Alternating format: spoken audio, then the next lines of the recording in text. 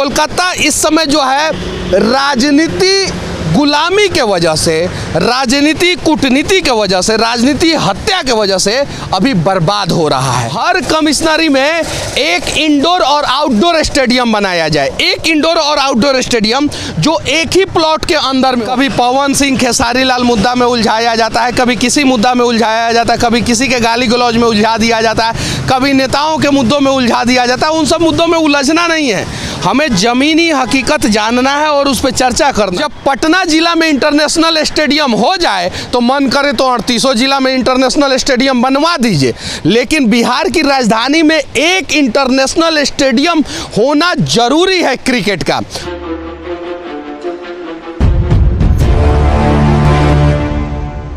किसी भी शहर, राज्य या देश के विकास में अनेकों चीज़ों का योगदान होता है और खेल का भी योगदान महत्वपूर्ण होता है।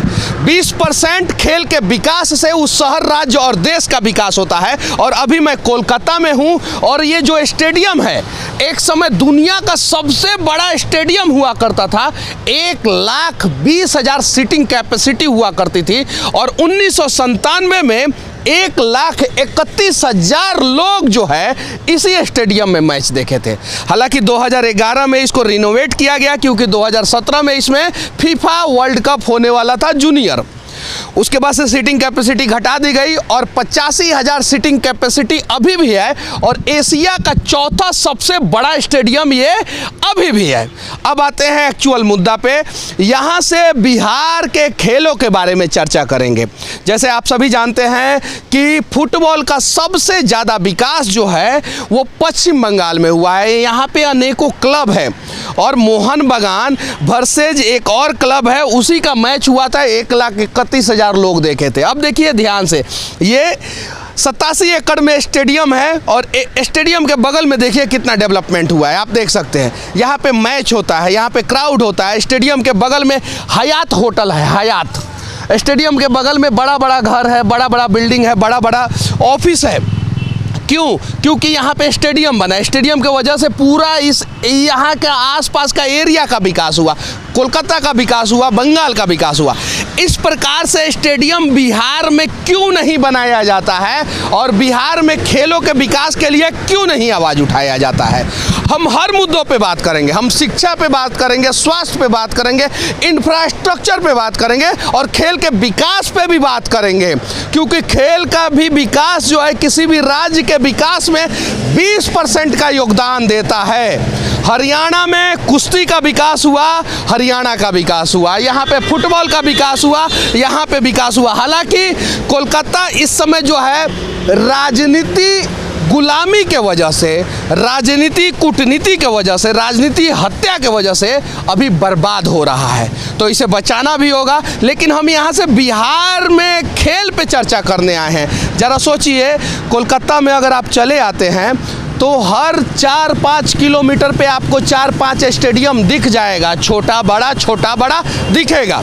कोई फुटबॉल का होगा, कोई क्लब का होगा, कोई इंटरनेशनल फुटबॉल स्टेडियम होगा, ईडन गार्डन होगा, कोई पुलिस का स्टेडियम होगा, कोई यहाँ के कंपनी का स्टेडियम होगा। लेकिन रहता है बिहार में एक भी स्टेडियम नहीं है जो इस लेवल का हो। इस लेवल की बात छोड़ दीजिए, इससे आधे लेवल का हो, वो भी नहीं है।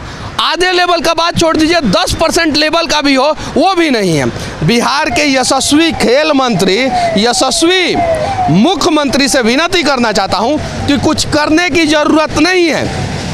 बिहार में जितना भी कमिश्नरी है, हर कमिश्नरी में एक इंडोर और आउटडोर स्टेडियम बनाया जाए। एक इंडोर और आउटडोर स्टेडियम जो एक ही प्लॉट के अंदर में हो। ऐसा नहीं है कि अलग अलग प्लॉट के अंदर हो।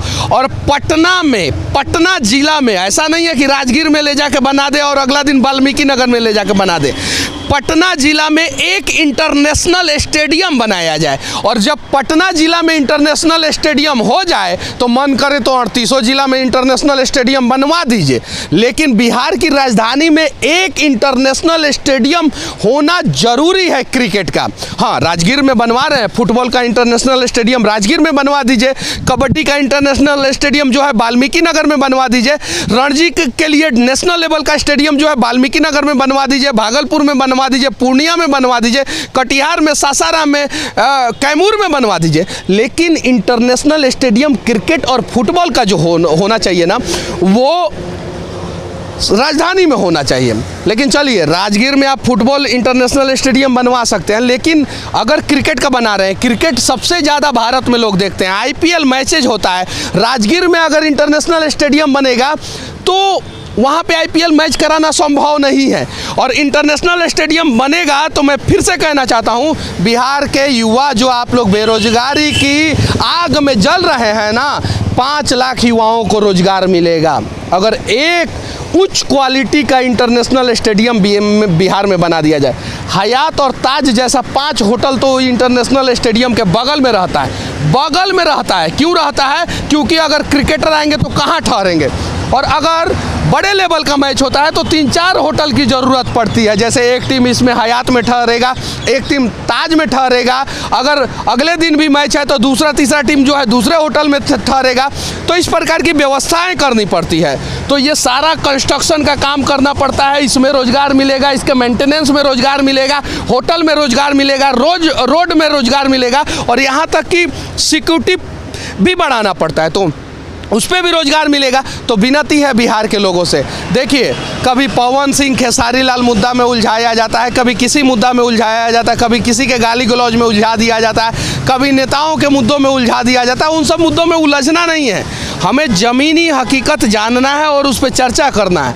यहाँ पे कम से कम 20 गेट है, इस स्टेडियम का 20 गेट है, ये VIP गेट है, आप सामने देख सकते हैं, यहाँ पे लिखा हुआ है गेट नंबर 5 है, और चारों तरफ से गेट है। 76 एकड़ में ये स्टेडियम है। 100 एकड़ का हर एक कमिश्नरी में बिहार सरकार एक जगह ले, जहाँ पे एक आउटडोर स्टेडियम और एक इंडोर स्टेडियम बना दे।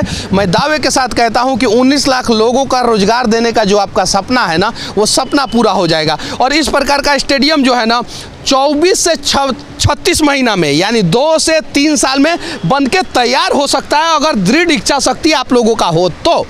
लेकिन आप लोग तो बिहार को बर्बाद करना चाहते हैं। उसके पीछे की कहानी ये है कि बिहार के लोग जब तक मजदूर बने रहेंगे, जब तक लेबर बने रहेंगे, तब तक दूसरे राज्यों में जाके कमाएंगे, सस्ते दरों पे काम करेंगे, और जब सस्ते दरों पे काम करेंगे तो बड़े बड़े कंपनियों को, बड़े बड़े पूंजीपतियों को, मैन पावर सप्लाई वाले को फ़ायदा होगा। और ये लोग होते कौन हैं? ये लोग होते हैं नेताओं के रिश्तेदार, नेताओं के परिवार वाले, नेताओं के बच्चे, या नेताओं का खुद का कंपनी होता है। इस वजह से कोई भी नहीं चाहता है कि बिहार का विकास हो, क्योंकि बिहार के मजदूर जो है वो मेहनती होते हैं, और उन्हें अगर बिहार में रोजगार मिलना शुरू हो जाएगा तो बिहार से बाहर नहीं जाएंगे। इसलिए वो लोग चाहते हैं कि बिहार का विकास नहीं करेंगे, और बिहार से बाहर बिहार के मेहनती मजदूर जाएंगे, वहाँ पे काम करेंगे, और बड़े बड़े पूंजीपतियों, नेताओं को फ़ायदा पहुँचाएंगे। तो ये दृश्य जो है बिहार के नेताओं से ज़्यादा मैं बिहार के लोगों को दिखा रहा हूँ कि देखो, सीखो, समझो और संभल के बिहार का विकास के लिए बात करो, ताकि जो है जब बिहार का विकास होगा तो 12 करोड़ बिहारियों का सपना पूरा होगा। बाकी भूत का दुनिया का सबसे बड़ा फुटबॉल इंटरनेशनल स्टेडियम और वर्तमान में एशिया का सबसे बड़ा फुटबॉल इंटरनेशनल स्टेडियम कोलकाता से हमारा ये प्रयास, बिहारी भाई आप लोगों को कैसा लगा, बिहार के नेताओं आप लोगों को कैसा लगा, कमेंट करके ज़रूर बताना। तथा बिहार का विकास कैसे हो सकता है, बिहार में खेलों का विकास कैसे हो सकता है, इसके बारे में भी आप लोग राय ज़रूर रखना। जय हिंद।